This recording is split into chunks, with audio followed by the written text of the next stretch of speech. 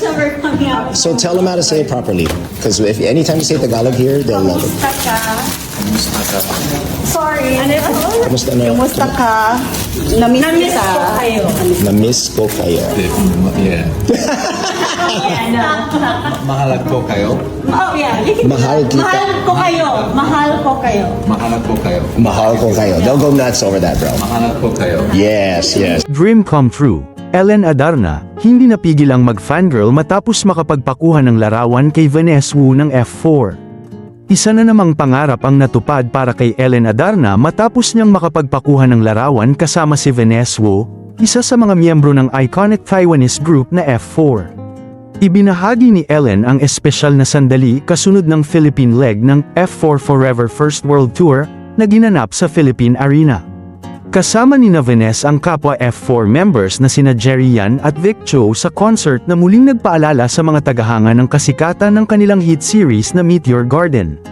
Hindi lingid sa marami na matagal ng tagahanga ng F4 si Ellen. Noong 2025, nag-viral pa ang kanyang pagiging fangirl matapos siyang mag-post ng video na nagli-lip-sync sa awiting Jubuneng Shi Kyuni ng F4.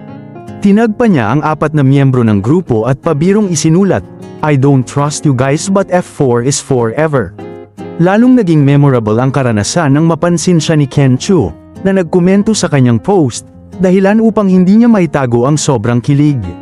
Sa pinakabagong concert ng F4 sa Pilipinas, muling ipinakita ni Ellen ang kanyang suporta sa grupo. Isa siya sa mga celebrity fans na personal na dumalo sa palabas at sinuwerte pang makapagpakuha ng larawan kasama si Vanessa Wu, bagay na ikinatuwa ng kanyang followers at kapwa F4 fans. Marami namang netizens ang nagsabing ultimate fangirl moment ang naranasan ni Ellen. Ayon sa kanila, kitang-kita ang saya ng aktres habang nakakasama ang isa sa mga idolo niyang naging bahagi ng kabataan ng maraming Pilipino, patunay na hanggang ngayon ay nananatiling buhay ang kanyang pagmamahal sa F4.